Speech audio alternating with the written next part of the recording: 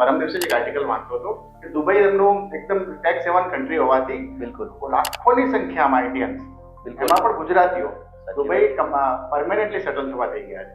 તો this is because of our tax system કે પછી એની પાછળ બીજા કોઈ કારણો છે? What you think? આપણે ખાલી ટેક્સ સિસ્ટમને જો કહીશું તો કદાચ ઇનજસ્ટિસ થશે.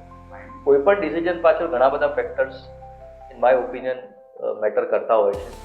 Tax one of the factor possible છે, બાકી standard of living, quality of life, quality of air breathing, આપણે જોઈએ છીએ કે પોલ્યુશન પણ કેટલું છે.